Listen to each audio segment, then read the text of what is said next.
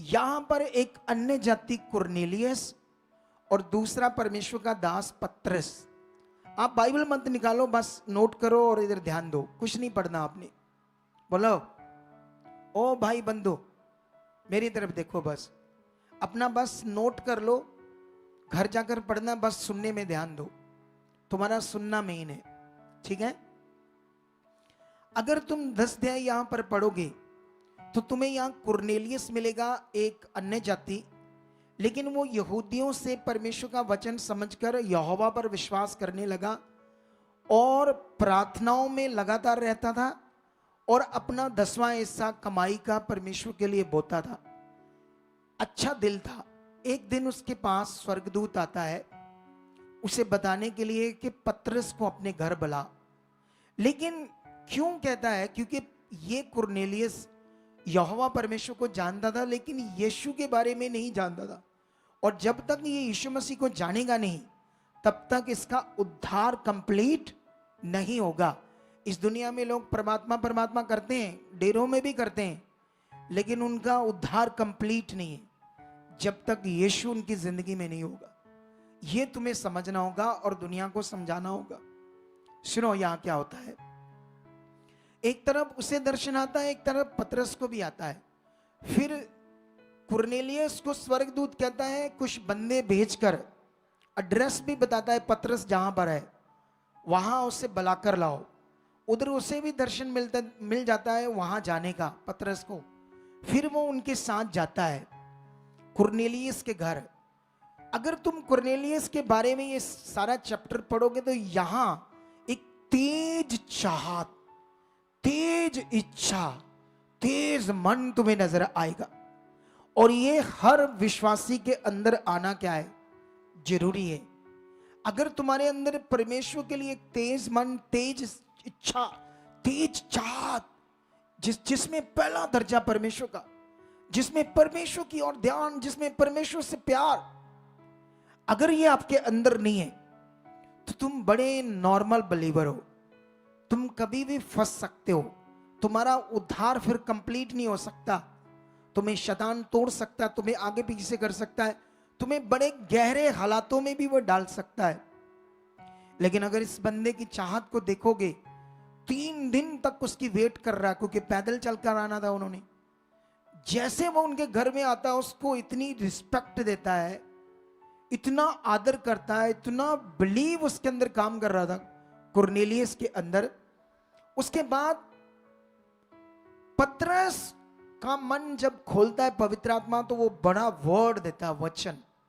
ये बैठकर वचन सुन रहे जैसे आप सुन रहे हो, इतना मन लगाकर वचन सुन रहे थे, इतना चाह से भरा उनके अंदर मन था। ना अभी बपतिस्मा लिया, ना कोई अंगीकार किया, वचन सुनते सुनते लिखा उनके ऊपर पवित्र आत्मा उतर आया। और जानते ही ये पवित्र आत्मा उतरना कितना बड़ा विषय है, तुम सोच ही नहीं सकते। इसकी वैल्यू 12 चेले और उस समय की कलीसिया को दी। इतनी जबरदस्त वैल्यू के पवित्र आत्मा को पाना।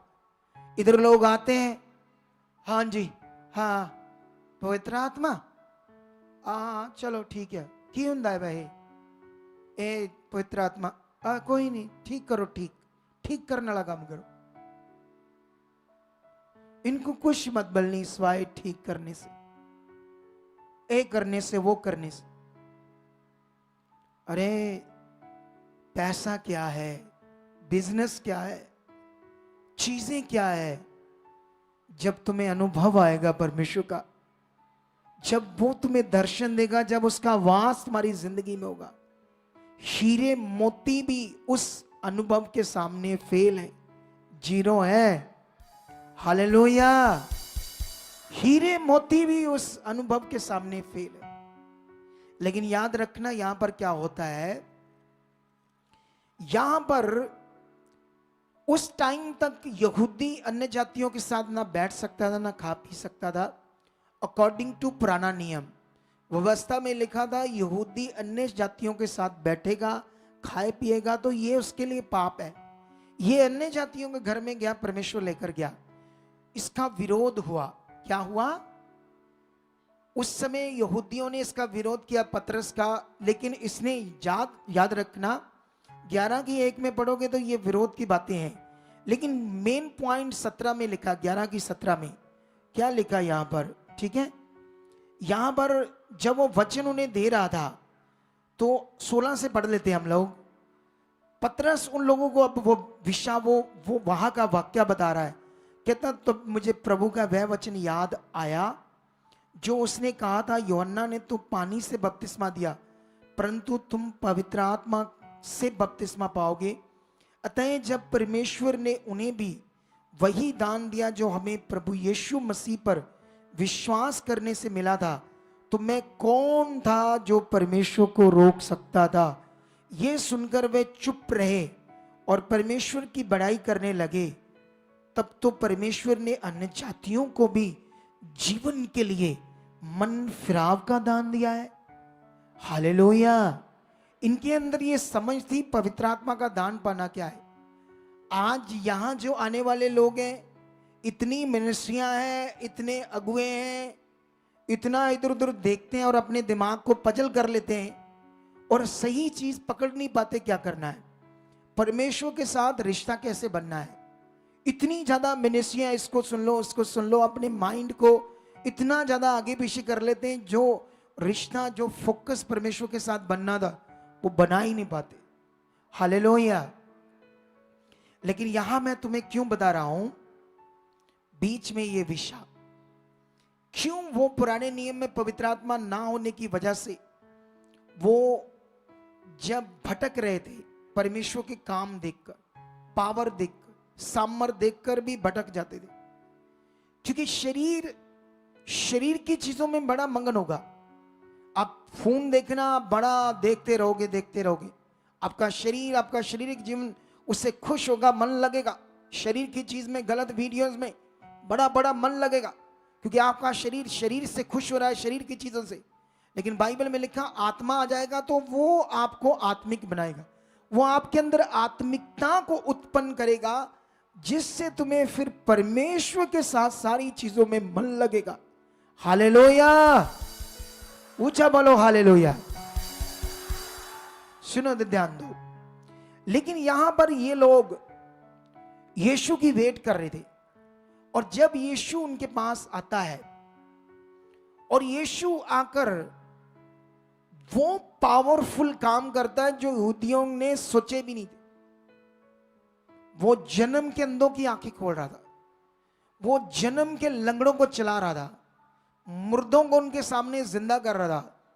वो खतरनाक दुष्ट आत्माएं, बीमारियां लोगों के अंदर थी, वो लोगों के सामने हील कर रहा था। लेकिन जानते हो, तब तक वो लोग मानसिक गुलामी में जा चुके थे, और ये यीशु मसीह कर रहा था वो उन्हें समझ नहीं आ रहा था। जैसे आज हम मिरेकल कर रहे हैं, गवाहियां दे रहे हैं, चमत्कार कर रहे हैं, ना तो दुनिया को अच्छे से समझ आ रहा है और ना बिलीवर्स के अंदर वो पॉइंट अच्छे से बैठ रहा है। अगर ये टेस्टिमनी जो परमेश्वर की दी जा रही है, इसके अंदर आपका फोकस है, आप लिखोगे, आप याद करोगे, दोबारा सुनोगे, अच्छा ये काम किया है।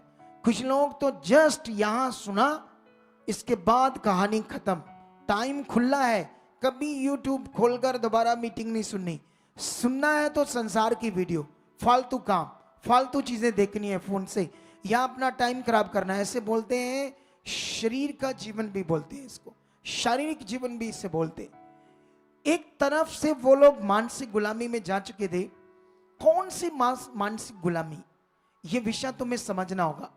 आप जानते हो, जब आप व्यभिचार करते हो तो व्यभिचार की गुलामी में जाते हो, व्यभिचार की मानसिक गुलामी में चलते हो। तुम सुनते रहते हो व्यभिचार नहीं करना, फिर भी करते हो। तुम सुनते रहते हो किसी के साथ गलत नहीं करना, फिर भी करते हो, क्योंकि तुम गुलाम हो चुके हो मानसिक। और जानते मानसिक गुलामी देता कौन है? शैतान। हालेलुया। ध्यान दो अच्छे वाला, इसे समझना होगा आज अच्छे से। अगर तुम लोगों ने इसे ध्यान से समझा तो आज तुम्हारी जिंदगी में कुछ बड़ा होने वाला है। आज तुम छूटने वाले हो, आज तुम छुए जाने वाले हो। तुम जानते हो परमेश्वर बड़ा भला है, लेकिन इंसान बड़ा आगे पीछे है। लेकिन यहां पर जब यीशु इतने बड़े काम करके दिखा रहा था उन्हें, बड़े बड़े काम, बड़ी बड़ी चीजें दिखा रहा था, ठीक है, लेकिन जब बड़ी बड़ी चीजें उन्हें दिखा रहा था परमेश्वर यीशु, उसके बाद मैं तुम्हें समझाता हूं एक वचन। वो लोग उन कामों को देखकर भी प्रभु यीशु को विश्वास नहीं कर रहे थे, उसकी बातों को ध्यान नहीं दे रहे थे, क्योंकि वो मानसिक गुलामी में जा चुके थे। हालेलुया। यहां पर मैं तुम्हें एक वचन पढ़ाता हूं, ये बहुत जगह तुम्हें मत्ती, मरकुस, लूका, यूहन्ना में मिलेगा। जब यीशु के साथ वो वार्तालाप करते हैं, यहूदी याजक, फरीसी, शास्त्री, तुम ये काम कैसे करते हो, किस अधिकार से करते हो, ऐसी बातों से उनके बीच में कन्वर्सेशन होता है, काफी ज्यादा वाद विवाद भी होता है। लेकिन उनकी बुद्धि कभी काम नहीं करती कि यीशु जो कर रहा है ये कितना पावरफुल है, क्यों ना हम बैठे, क्यों ना इस पर विश्वास करें, इसकी बात को समझकर आगे बढ़े। लेकिन वो मानसिक गुलाम थे, इसलिए उन्हें समझ नहीं आती थी। ठीक है, 21 में ऐसे लिखा है, 21 का ये वचन है हमारे लिए। ये मत्ती का वचन है। एक मिनट रुक जाओ, आप लोगों के लिए 21 का 23 से पढ़ते हैं। क्या लिखा? यीशु मंदिर में जाकर उपदेश कर रहा था, तो प्रधान याजकों और लोगों के पुरनियों ने उसके पास आकर पूछा, तू ये काम किस के अधिकार से करता है और तुझे ये अधिकार किसने दिया है? यीशु ने उनसे उत्तर दिया, मैं भी तुमसे एक बात पूछता हूं, यदि वह मुझे बताओगे तो मैं भी तुम्हें बताऊंगा कि मैं ये काम किस अधिकार से करता हूं। यूहन्ना का बपतिस्मा कहां से था, स्वर्ग की ओर से या मनुष्यों की ओर से? तब वह आपस में विवाद करने लगे। यदि हम कहें स्वर्ग की ओर से तो हमने क्यों विश्वास नहीं किया? तो आगे लिखा, अगर हम कहें कि मनुष्यों की ओर से तो वह हमें भीड़ का डर है, क्योंकि वह उसको यूहन्ना को भविष्यवक्ता मानते हैं। अतः उन्होंने यीशु को उत्तर दिया, हम नहीं जानते। और यीशु ने भी उनसे कहा, तो मैं भी तुम्हें नहीं बताता कि यह काम किस अधिकार से करता हूं। सुनो इधर देखो, उनका जवाब उसमें ही था, उन लोगों का। यीशु मसीह ने जवाब दे दिया था, लेकिन हमें ऐसे लग रहा था जैसे जवाब नहीं दिया। उसने उनसे कहा कि ये तुम मुझे बताओ, मैं तुम्हें अभी बताऊंगा कि जो काम मैं करता हूं किस अधिकार से करता हूं। तुम मुझे ये बताओ कि यूहन्ना का बपतिस्मा जो था वो परमेश्वर की ओर से था या मनुष्यों की ओर से? उन लोगों ने कहा, अगर हम कहेंगे परमेश्वर की ओर से तो फिर ये कहेगा तुमने उस पर विश्वास क्यों नहीं किया, क्यों नहीं किया विश्वास यूहन्ना पर? अगर हम कहेंगे मनुष्यों की ओर से तो भीड़ तो अच्छे से उसे भविष्यवक्ता मान रही थी, उसके काम की वजह से, उसके द्वारा जो काम प्रकट हो रहे थे, उन कामों के द्वारा प्रकट होने के कारण लोगों ने यूहन्ना को भविष्यवक्ता मान लिया था। लेकिन दोनों तरफ उनको जवाब देने की प्रॉब्लम थी। उन्होंने कहा, हम जानते ही नहीं किसकी ओर से। लेकिन यीशु ने ऐसा क्यों कहा था? क्योंकि वो 100% परमेश्वर की ओर से था, और यही जवाब था कि तुम्हें पता तो है कि वो बपतिस्मा और यूहन्ना का आना परमेश्वर की ओर से, लेकिन तुम क्यों? उसी में जवाब था, क्योंकि मैं, और कई जगह पर जब आप पढ़ोगे तो आपको ये वचन मिलेगा, यीशु मसीह ने उन्हें अच्छे से बताया था, ये अधिकार मेरे पिता यहोवा से, उसी ने मुझे भेजा है, उसी ने मुझे ये काम करने के लिए सामर्थ्य और अधिकार दिया है। हालेलुया। कितने लोगों को ये बात समझ आ रही है अभी? लेकिन अभी कुछ मिनटों के बाद एक आधा वचन मैं और पढ़ाता हूं आपको। अभी मैं यूहन्ना की पुस्तक में जाऊंगा और तुम्हारे लिए जल्दी जल्दी इस वचन को पूरा करूंगा। 5:19 में लिखा, इस पर यीशु ने उनसे कहा, मैं तुमसे सच सच कहता हूं, जब यीशु ने 38 साल के रोगी को चंगा कर दिया, बोलो क्या कर दिया? हालेलुया। जो 38 साल से, 38 ईयर से बीमारी में जकड़ा हुआ था, ना हिल सकता था, ना चल सकता था, ना उठ सकता था। अगर यहां पर तुम्हारे सामने ऐसा हम काम करें, ये देखो मेरी तरफ, हालेलुया। अगर यहां पर तुम्हारे सामने ऐसा काम करें तो सोचो ये कितना पावर का काम है। और खुदा हमारे बिल्कुल सामने, और वही अपनी सामर्थ्य से मुझे क्या कर रहा है, यूज कर रहा है। लेकिन यहां पर यीशु ने जब इतना बड़ा काम किया तो वो लोग ये समझने की बजाय कि यीशु कौन है, किस अधिकार से काम करता है, ये समझने की बजाय उल्टा उस पर क्या लगाते थे, दोष। क्योंकि वो मानसिक गुलामी में थे।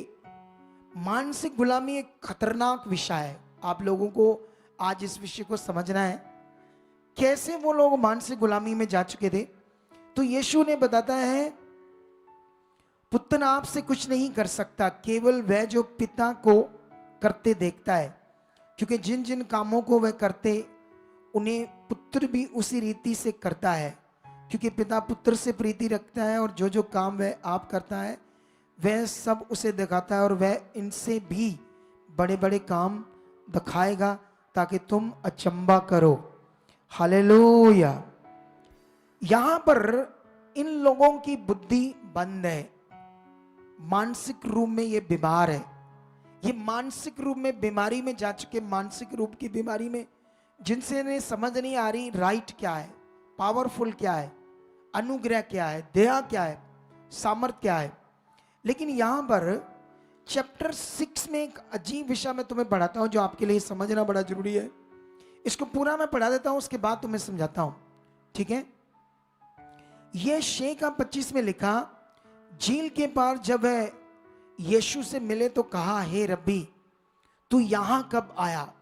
यीशु ने उन्हें उत्तर दिया, मैं तुमसे सच सच कहता हूं, तुम मुझे इसलिए नहीं ढूंढते हो कि तुमने आश्चर्य कर्म देखे, परंतु इसलिए कि तुम रोटियां खाकर तृप्त हुए।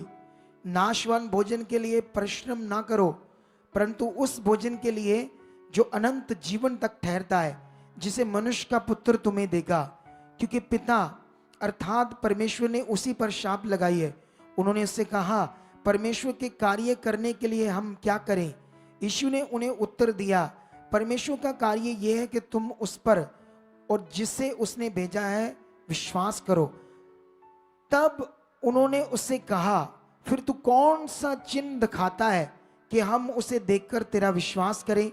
तू कौन सा काम दिखाता है कि हमारे बाप दादों ने जंगल में मन्ना खाया, जैसा लिखा है कि उसने उन्हें खाने के लिए स्वर्ग से रोटी दी। यीशु ने उनसे कहा, मैं तुमसे सच कहता हूं, मूसा ने तुम्हें वह रोटी स्वर्ग से ना दी, परंतु मेरा पिता तुम्हें सच्ची रोटी स्वर्ग से देता है। हालेलुया। इधर ध्यान दो आप सारे लोग। यहां पर एक वाक्य हो रहा है और यहां से हमें समझ आ रही है कि ये मानसिक रोगी हैं ये लोग।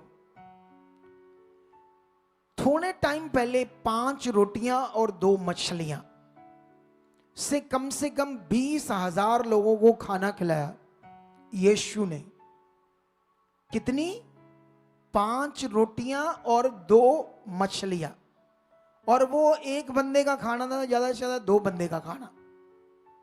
सोचो 2 बंदे के खाने से 20,000 लोगों को खाना खिलाना, ये कितना ताकतवर विषय था उन लोगों के लिए, कितना पावरफुल विषय था कि जब वो रोटियां बढ़ रही है उनमें ऐसे सामर्थ्य से, शक्ति से 5 से 100, 1000, 500 बढ़ रही, ऐसे सामर्थ्य से। जैसे यीशु मसीह ने वो काना गलील में जब वो अंगूरों का दाखरस जूस खत्म हो गया तो उसको दोबारा बनाया, समझ आ रही है? तो उनके सामने सामने बना दिया पावर से। तो ये लोग तो फिर से खाना खाने, रोटियां खाने के चक्कर में यीशु को ढूंढने के लिए उसके पीछे पीछे आ गए। लेकिन जब यीशु मसीह उन्हें राइट कर रहा था परमेश्वर के साथ चलने के लिए, जैसे मैं करता हूं, मैं भी आप लोगों को रेगुलरली परमेश्वर के साथ राइट करता हूं, उस ज्ञान को, उस समझ को देता हूं जिससे तुम्हारी जिंदगी बेस्ट, पावरफुल, अच्छी, ब्लेसिंग से भरी, शांति से भरी, आपके घर में पैसा, चीजें, हर चीज, शांति का जीवन चंगाई का जीवन आना है, उसके लिए तुम्हें मैं ठीक करता हूं। ये यीशु ने ठीक कर रहा था, लेकिन ये मानसिक रोगी थे, ले नहीं रहे थे। जब मैं भी लोगों को बोलता हूं पीछे खड़े रहो, कहते हैं किन्नू क्या, हाँ ਅਸੀਂ नहीं सुनते ਹੁੰਦੇ गल, ਸਾਨੂੰ ਤੇ ਲਾਈਨ 'ਚ ਲੱਗਣਾ ਹੁੰਦਾ ਸਭ ਤੋਂ ਪਹਿਲਾਂ, क्योंकि ਅਸੀਂ घर जाना ਹੁੰਦਾ जल्दी। कितने लोगों को मेरी बात समझ आ रही? जब हम मानसिक रोगी होंगे, जब हमारी शारीरिक बुद्धि ज्यादा काम कर रही होगी, फिर हमारा बड़ा लॉस हो सकता है। नेगेटिविटी हमें आगे पीछे कर सकती है, कई चीजों में हमारा लॉस हो सकता है। इसीलिए हमें ये समझना होगा। लेकिन यहां पर ये जब यीशु मसीह ने राइट कर रहा था, ठीक कर रहा था, उन्हें कैसे मानसिक रोग से बाहर आकर परमेश्वर के साथ रिश्ता बनाकर अच्छे से चलना, ये ज्ञान दे रहा था, तो वो कहते तू कौन सा चिन्ह दिखाएगा कि हम उसे देखकर विश्वास करें? ये मूर्ख हो गए। ये क्या इनका दिमाग हो गया कि अभी 3 दिन नहीं गुजरे, 5 रोटियां और 2 मछलियों से इतना बड़ा खाना खाकर यीशु को ढूंढते हुए पीछे आए और भूल भी गए यीशु क्या कर सकता था।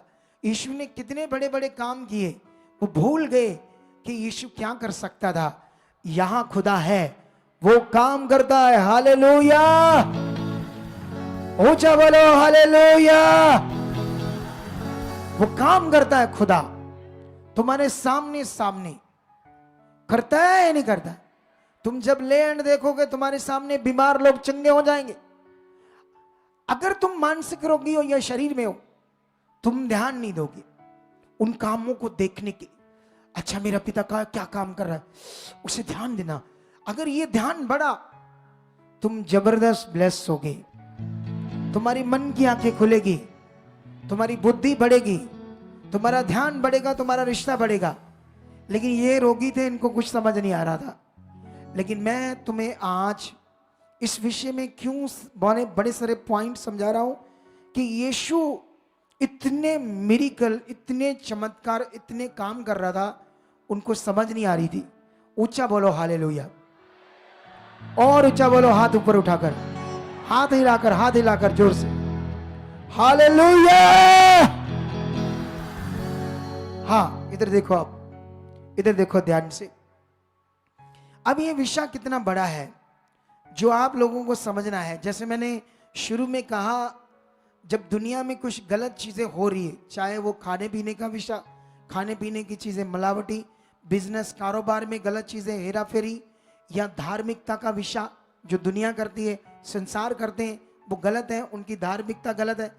तो क्या हमें चुप रहना चाहिए या उन्हें राइट करना चाहिए? बोलो, उन्हें राइट करना चाहिए। और सबसे पहले खुद राइट चलना चाहिए और लोगों को बचाना चाहिए।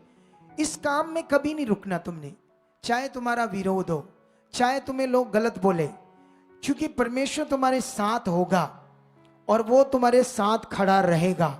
एक दिन तुम्हारी जीत होगी, हजारों लोग बचाए जाएंगे। एक दिन तुम्हारी जीत होगी, तुम्हें राइट चीजें करनी है। तुम्हें मैं अभी कुछ चीजें समझाता हूं बाइबल से, सुनो। यहां पर अभी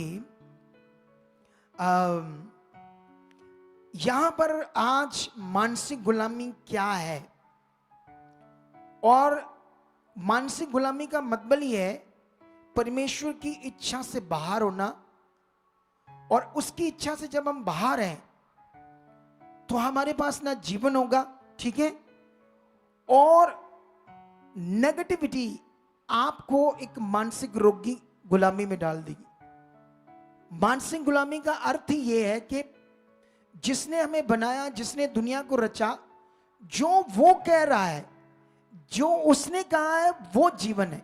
बोलो, जिसने दुनिया को रचा है, दुनिया को बनाया है, आपको बनाया, मुझे बनाया, वो जो कह रहा है वो ही जीवन है, वो ही जीवन का विषय है, और वही सही वे है, और सब कुछ हमारे लिए। लेकिन अगर हम उससे बाहर जाते हैं तो फिर नेगेटिविटी काम करती है और वो हमें, हमारी बुद्धि को बंद करके हमें एक मानसिक रोगी बना देती है। और ये यीशु में भी हो सकता है और दुनिया में तो ये है ही, ठीक है। यीशु मसीह में कैसे हो सकता है ये मैं तुम्हें समझाऊंगा आज। उससे पहले मैं तुम्हें प्रेरितों की बुक में लेकर जाता हूं, यहां पर कुछ पॉइंट है आप लोगों के लिए जो मैं आपको समझाना चाहता हूं। अगर यहां पर तुम लोग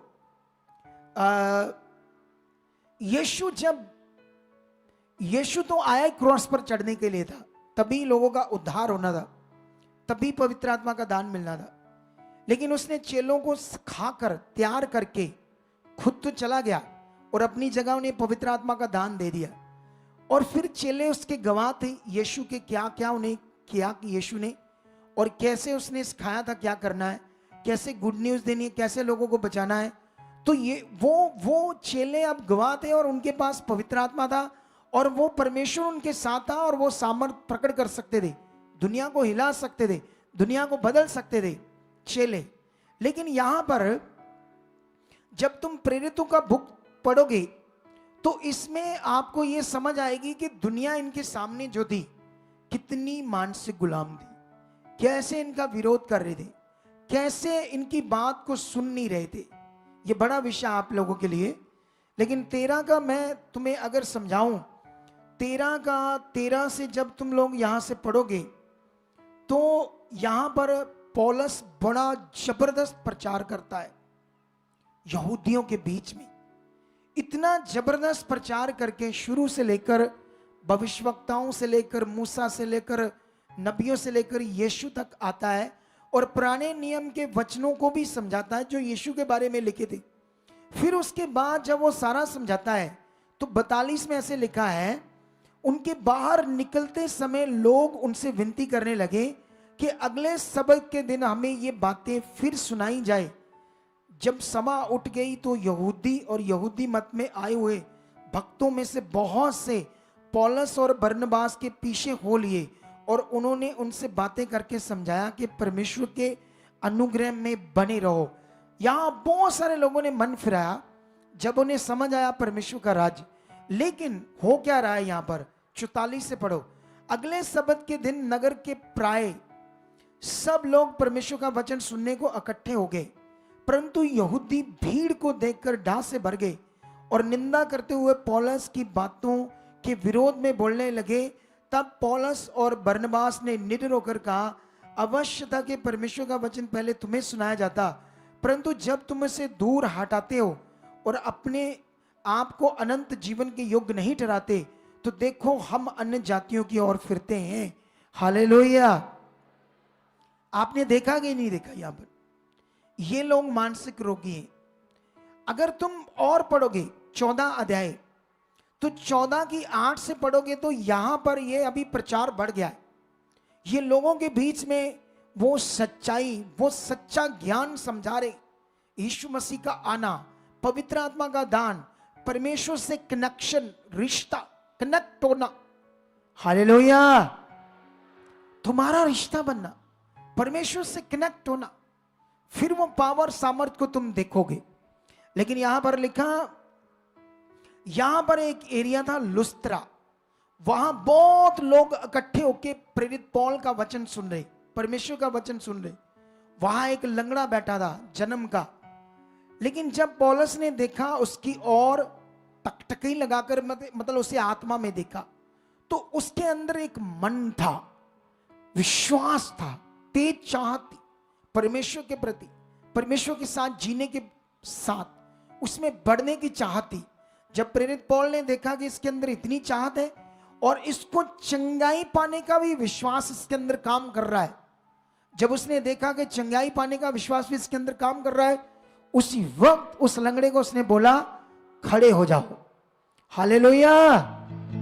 अपने अपने पांव पर, अपने टांगों पर खड़ा हो जाओ। अगर मैं तुम्हें ये आयत थोड़ी सी पढ़ाऊं तो ऐसे लिखा है, मैं समझाता हूं तुम्हें।